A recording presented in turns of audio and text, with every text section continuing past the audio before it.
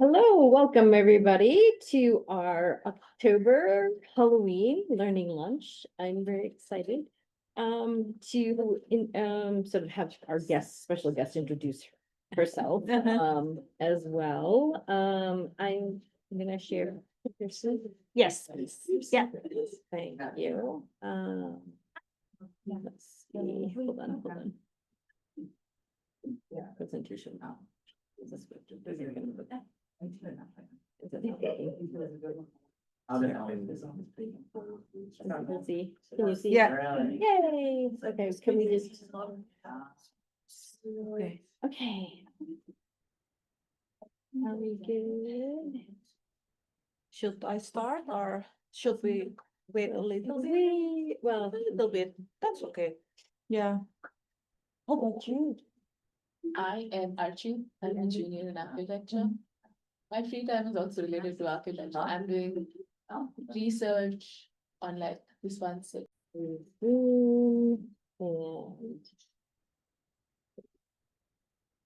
share.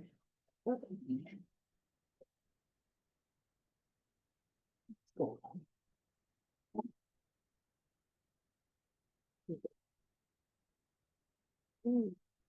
Okay, technical difficulties. Hold on. That's okay. Technical difficulties.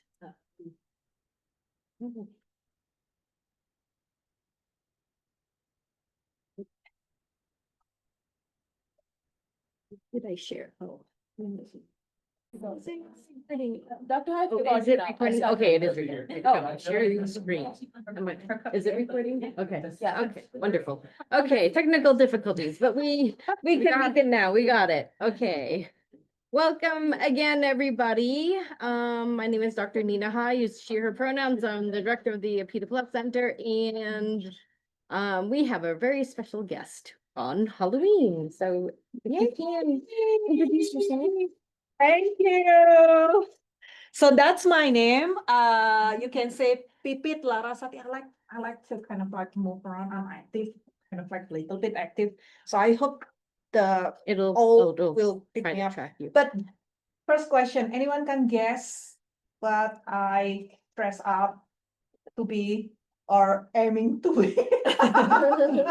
Because I don't think like people can like. Wednesday Adams. Yeah. Yes. So but then I will take it more complicated. I mean, like I'm professor, I like to make everything complicated. So yes, Wednesday Adams, but actually I am Enid that is trapped inside Wednesday.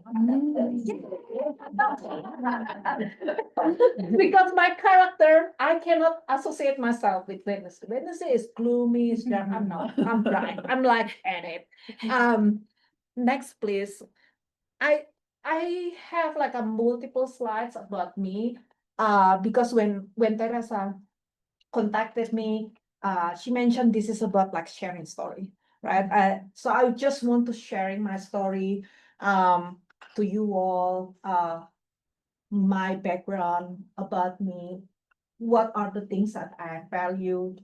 And then again, after that, I welcome for all of the questions. This is a safe space. I ask not to record the Q&A question because like sometimes I give you like probably a little bit controversial. Not everybody will agree on my responses, but let it be. As my motto, "Ki sera sera." It is what it is. So my hat for this year, next, is assistant professor and extension specialist of sustainable biomaterials in Department of Sustainable Biomaterials. The college is called Natural Resource and Environment. And I know that probably some of you didn't know what are the extension means, and I can like explain to you more in the next slides. Next, so academically, I became journal editor. So it's like a peer review journal managed by professional society. So it's not MDPI or plus one or, commercial things. This is like from scientist to scientist. Next. I also currently research group coordinator for my expertise. So my professorship is called Sustainable Biomaterials Marketing. And in that science is actually developed from what we call forest products marketing.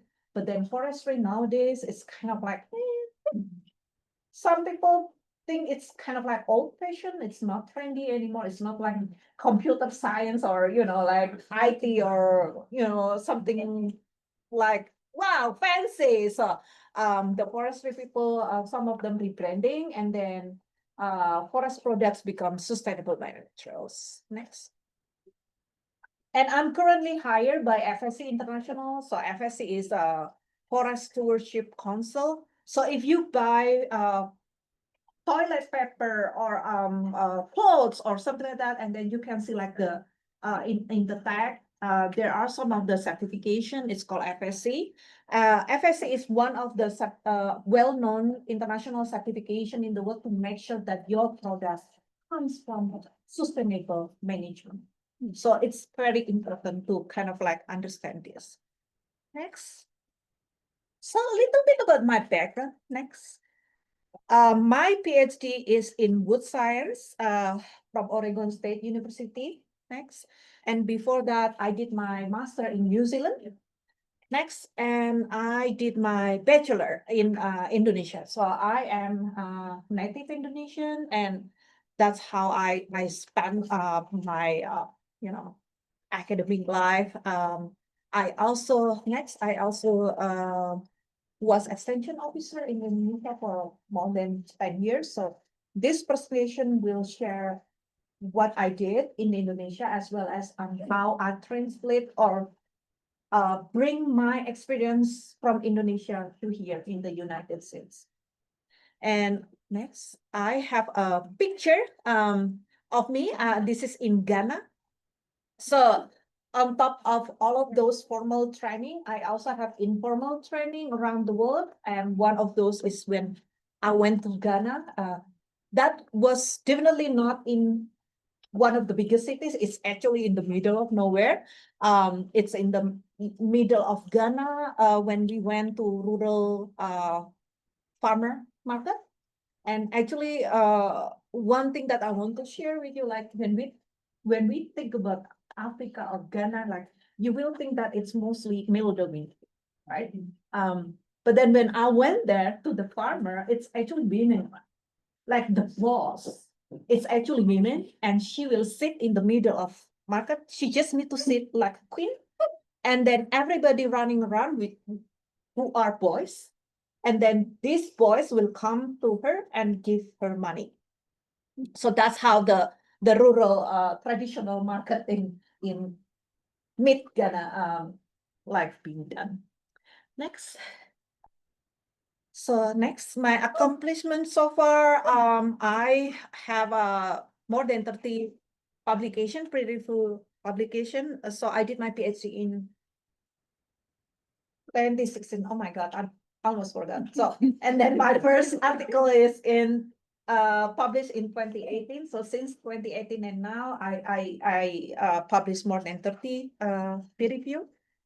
Next, and in 2019, so one of my article was chosen as the editor's choice. Next, and then once I completed my thesis won the best PhD thesis from one of the peer review publication publisher, I think, journal publisher, and then also won. Next, also I also one of the SWST is one of professional society in my science. So it's kind of like a big thing for me because like as a early stage, you just like started your academia career, graduated in 2021, and 3 years later, I got that award. Next, and then my dissertation, in addition to win the award from Forest, which is one of the peer review publisher, it's also being acknowledged by the largest forest researcher organization in the world. So I felt that I've been accomplishing some of the things that I really want when I was a student. Next. And yeah, this year I won Faculty National Talk. So yay! which is a big challenge for me because I like to talk. I can talk like hours, but then suddenly they want me to talk only in 90 seconds. Like, what the, like 90 seconds. And on top of that, I need to kind of like present my talk inside the theater center for, I don't know what the name again, like it was Center for Moms. I'm not sure how they changed the name again. Next. I just want to show you like my lab right now. So I work with these fabulous graduate students. I also have undergraduate research assistant. They are, because of me like moving from one university to another university, they are housed in different university. Thanks. Yes, I love PhD comics. I don't know if you are familiar with PhD comics. Yeah, it helped my insanity. Like it's like it seems like I'm loving myself, right? I'm taking that as a joke about myself. So I give you like a moment to read this comic if anybody can see it. Sorry, you do wanna Just read it? Can you Oh, read sure. it? Can you read it out? Okay. Okay, I'll read it out. It says, would you be interested in getting involved in this prestigious project linked below by Professor Jones? I can't do this. I'm not a real expert. I don't know anything. What is he thinking? And then you can see that they're Just um, like. under panic. And Yeah. then Professor Jones sounds interesting. I would be happy to get involved. And then Cecilia. Okay. Well, my second question to you all, what do you think about this? Can you like relate that in some point? Yeah. Yeah. Oh, this is some loading. I definitely can relate this. So when you saw my previous slide about my background, my accomplishment, I've been to like traveling around the world. I got training here, there, I got award here and there. Am I happy? Yes, of course, I'm happy. But my happiest moment is when I know that I can conquer, I can like win my personal battle when I have this syndrome. Next slide. Still about imposter syndrome, because this theory is so famous right now. It's kind of like commonly discussed, especially in the graduate study. So this PhD comic even like make the second series of imposter syndrome. Can you please like help me Yeah. to read? Cecilia, it's perfectly normal to feel like an imposter. The imposter syndrome is actually very common among highly competent and successful people. It's a well-known phenomenon. So the fact that I feel like an imposter means that I'm not an imposter? Statistically, yes. I'm not sure how that's how statistics work. See, you're doing it again. Yeah, right. So your thought is also, we are in academia, we are so competitive. In Virginia Tech, I saw like a lot of smart people, hard work people, and you always like compare yourself with the others. Like I have a student who is like, I in the class, like I'm the only one who cannot speak English. But actually, she's perfectly fine. Like she can like speak English with me, but she said that she could say, and I cannot like speak up. I cannot like answer question in the class. Blah blah blah. It's kind of like a feeling that you are not worthy. That with the position that you have right now, you feel that I'm an imposter. So I invite you all, if you are interested, let's visit about this syndrome and see how you kind of like can relate yourself if you feel that, oh yeah, this is me or this was me. What did you do or what can you do when you know that you have this? I want to kind of like share with you what I did. I think one of my strength is my grit. I'm resilience. I'm not the smartest person in the room. Definitely not the best speaker as well. You can still sense my accent. Like sometimes you cannot understand, huh, what did you say? But I like to kind of like think that I am a fighter. And right now I'm also learning to choose my battle, because not everything is your battles. So choose wisely which one is your battle and when you need to fight in that battle.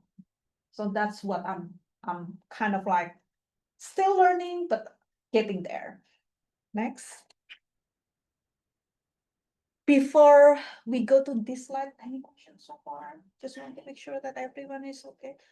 Zoom is okay. The Zoom. Okay. So where is Indonesia actually?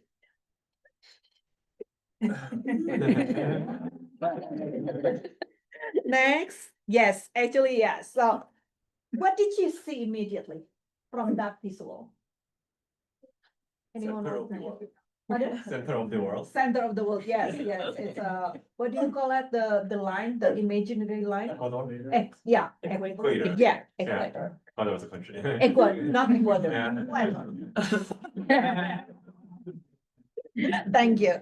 But then if you see that there's a lot of islands, right? We are the largest archipelago in the country.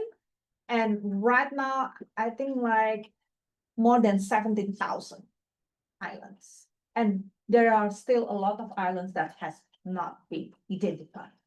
Yes. Next. So that's kind of like some of the pictures that people like to see from the tourism side. Pink beach, it's literally the same as pink.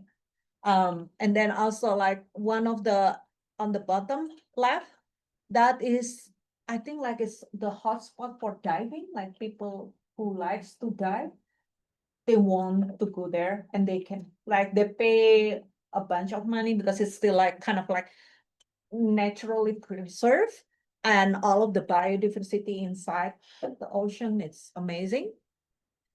Anybody know what kind of like, it's not Pokemon, I promise you, it's not Pokemon, but anyone can kind of like guess what is that?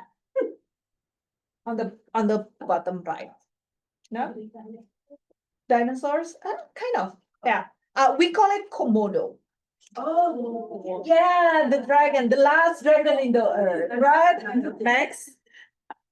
So yes, so on the left, you can see that we have an island that is dedicated for that Komodo. It's a national park, actually, and you can visit that. Actually, you can visit, but of course you cannot pet it. They are very good.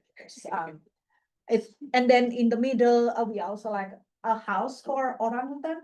So orangutan is species that you can find in the Sumatra and Borneo. And then some research mentioned that they are smart and they can have IQ of 5 years old human. So yeah, that's how the science say. I would say they are smart. And on the right side, it's like one of the endangered species. It's called Sumatra tiger. So Sumatra is the island. They call it Sumatran tiger. Next. So a little bit about Indonesia. So this picture is I took it 2-3 years ago. So this is the road where I usually take from home to my school. As you can see, it's a big mountain, and fun fact, it's actually active volcano. Yeah, yeah. I was living dangerously every year. Yeah, yeah. But thankfully, although it's said the volcanologists say that it's still active. From my 3 decades living there, it's completely fine. It's just a little bit calming. So sometimes you can see like a big, cloudy, and you find sometimes the air is not like in the top quality, but they're fine. And it also helps the soil actually because it's fertile. you basically can just like throw all of the seeds and they will grow by themselves. So I guess that's kind of like, you know, the nature is. Next. I like traveling, as I said. I love traveling. So this is me when I was hiking in New Zealand. Next. And this is me when I try to imitate my Finnish friend, but I don't think I made a good job. Thankfully this is summer, so it's kind of like not as cold as, but you know, Finnish, they like to jump into the lake and then after that they run into the sauna. And I try to imitate that. I don't know if I did a good job. It's kind of like, you know, like from the freezing state and then suddenly you got like sweating a lot. The sauna is very hot. But I think that's the nature to kind of like their way to kind of like adjust with the nature because Finland is up north and it's very cool. Next. My program, a little bit about my program, what I'm doing here. Next. So basically, I always like giving an example of wooden table. Not necessarily wood. Okay, I'm biased. I like wood. Table with 3 legs, right? 3 legs. And those 3 legs, those 3 pillars should be in the same length if you want to make that table work for you, right? So social, economic, and environmental are those 3 pillars. I cannot just do one and left the other 2. I should do all of those other 3 and combine it for the performance. Next. So back to extension, what I'm actually doing with my extension, right? Extension is basically connecting research, science with the community. So it's like, imagine like a cycle. I am here, I am assistant professor, I'm doing research, I'm doing science. But I'm doing research based on what community needs. I cannot just like doing something that I like, but actually my stakeholder probably not prioritizing. So I do research based on the community. And then once I did my research and have a result, I need to communicate it back to the community. So it's like a cycle. That's how the extension works. So in Indonesia, I usually go frequently to village, to the rural areas, because my stakeholder is forest community. And when we talk about forestry in less developed country, it means rural areas without like proper infrastructure, right? Sometimes I just need to kind of like motorcycle because there's no road that is fit enough for cars, something like that. Next. And this is the picture of, so when we talk about forest, right? There are so many different types of forests. Depends on the climate.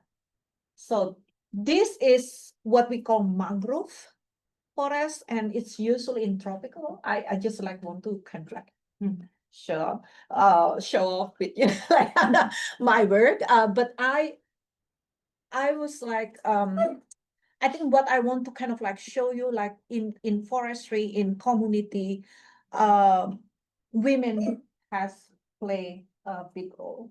So here I work with women. They see like even like the water is like is cave, right? And they plant the mangrove seeds, and then once they can harvest it, next they make it for products like this. So it's not for the fabric, but it's for the what do you call the color. So it's like a dye, nature-based dye materials. It's very cool. And I love working with the community that I serve. Next. And then this is when I work with another group of people. They are in the furniture making industry, and they say that their problem, see, like I try to kind of like come to the community, what is your problem? And I try to offer ideas and how to solve the problems. So here I want to kind of like show you on how I identify the problem that they need to sell their wood, but they don't have unnecessary tools to cut the trees. So we came up with the idea of portable. It's actually portable machine, and as you can see that road, as I said, probably one car is kind of like a little bit too narrow, so a lot of motorcycles, like the primary vehicles over there. And then we specifically designed the portable so that it can be like being with a motorcycle, and then also with the can go to one house to another house simply. Next. And then those kind of like my extension experiences in Indonesia, I brought it here in the United States. I think that it's enriching and train me well about the diverse situation and prepare me well for the diverse situation that I have here in the United States. So this is the picture when I visited one of the sawmill here in the southern states. Next. And as you can see, the workers and the employers, they are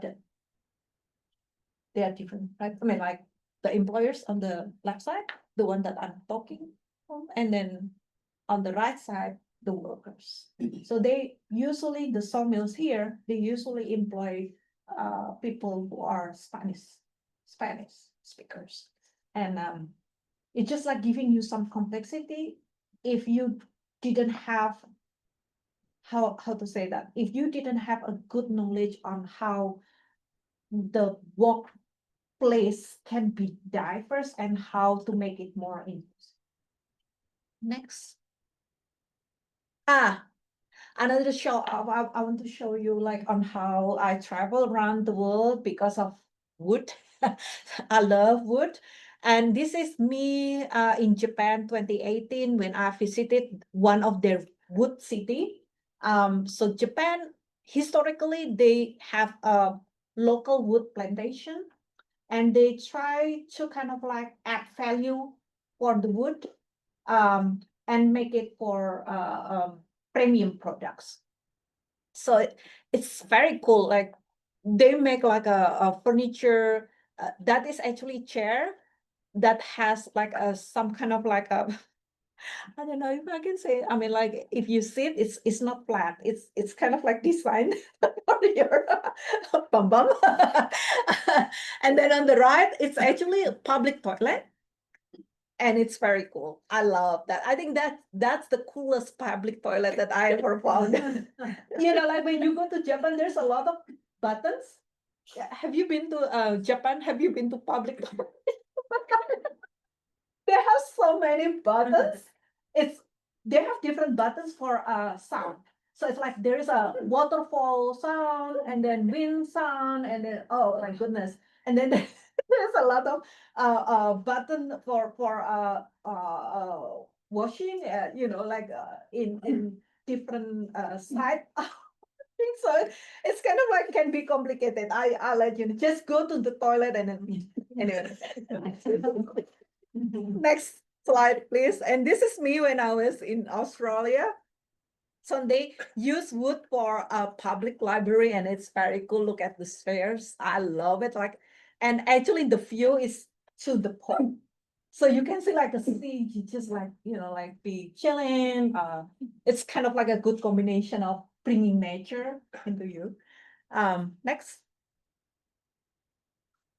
And this is in New Zealand, so they use wood for groceries and also like public facilities. So they try to kind of like use more local wood, like how we can like use something that is available nearby us and back to nature. I love those kind of like idea.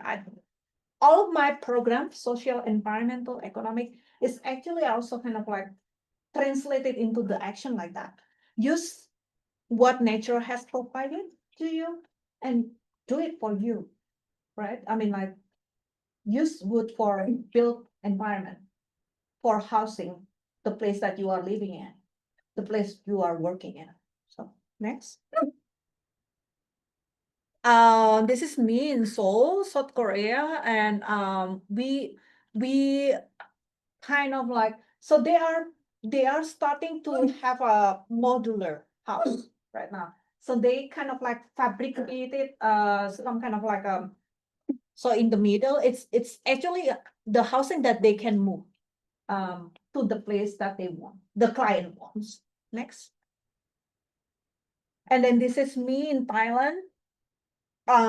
It's it's it's one thing that I want to share is actually this is a tight knit community. So it's kind of like I would say more about like culture based community, because the country is Thailand, but actually they are Chinese descent. So when you go there, it's kind of like a Chinatown with their own temple, because and most of them they can speak Thai and Chinese.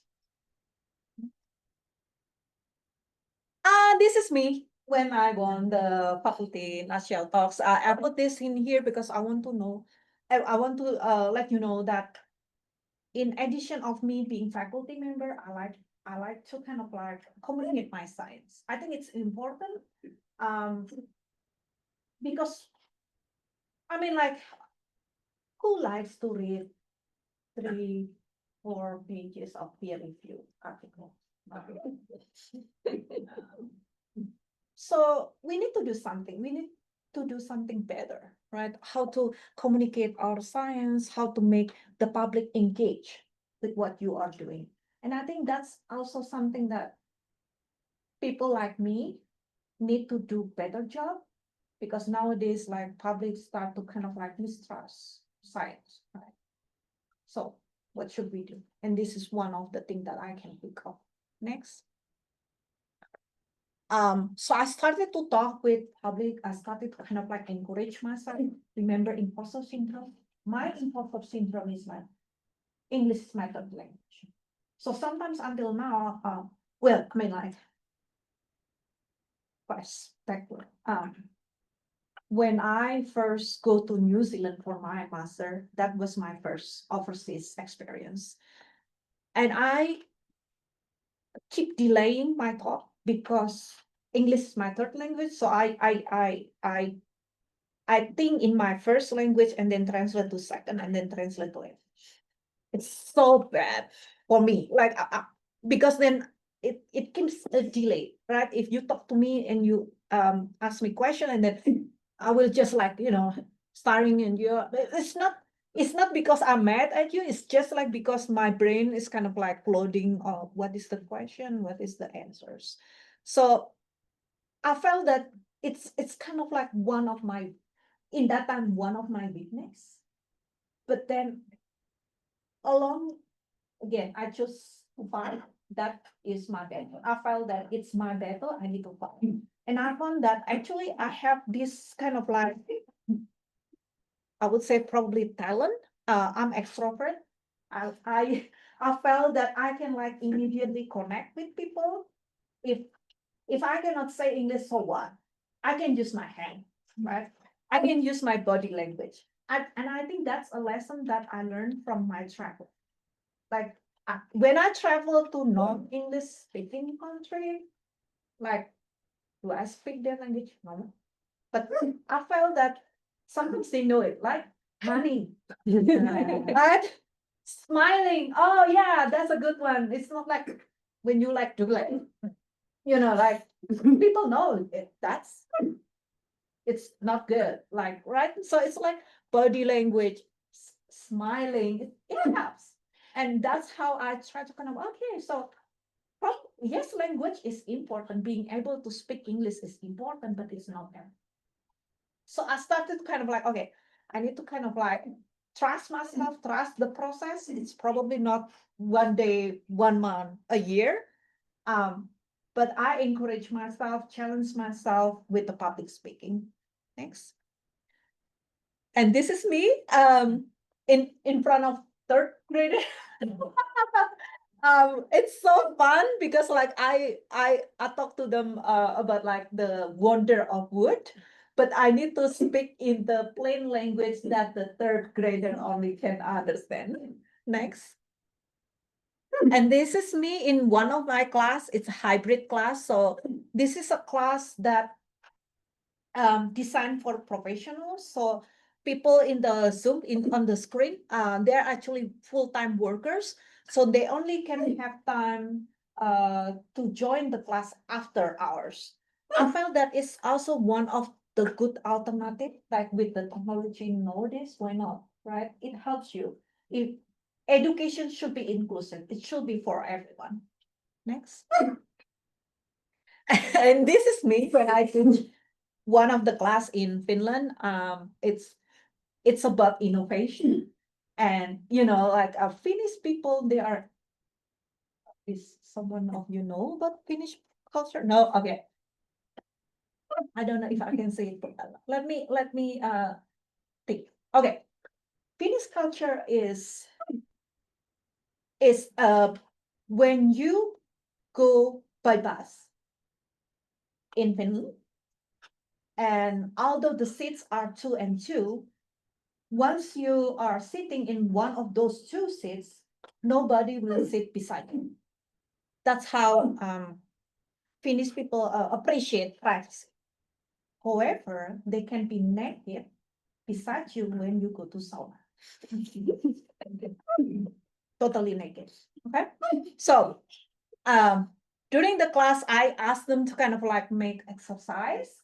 So it's an innovation class. So I challenged them to make a paper plane, and we counted how many plane that it can fly into some distance. So it's a little bit chaos. You have question? Oh, okay. Let me know if you have any question. Okay, just stop me. Next. I'm big in mentorship. I felt that what I have received so far is because of a group of good people that is willing to help and to mentor along the way. So I felt I should give back. I need to give back to community, and one of those is through mentoring. So I want to share this. Oh, by the way, I'm big in LinkedIn, so you are welcome to kind of like connect with me in LinkedIn. I post regularly. So this is one of my posts about my mentoring journey with a group of Indonesian people. So they competed in FAO World Forum. They compete with 15,000 proposals and they won.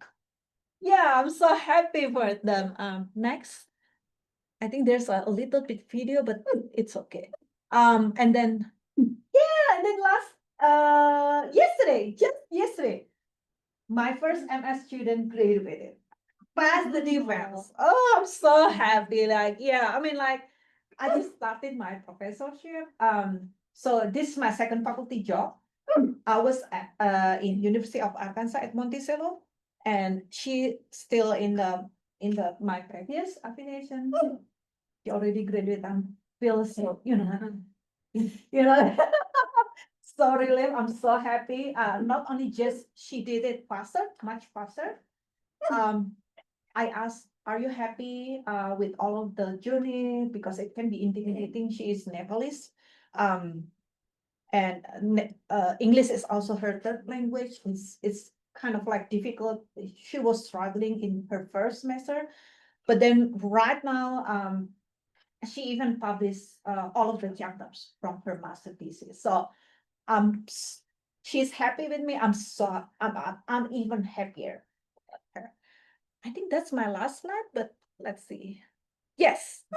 Thank you so much, and I welcome for any question. Thank you, thank you. Can we stop the Yes, recording? I am gonna stop the recording. So I asked to stop recording so that we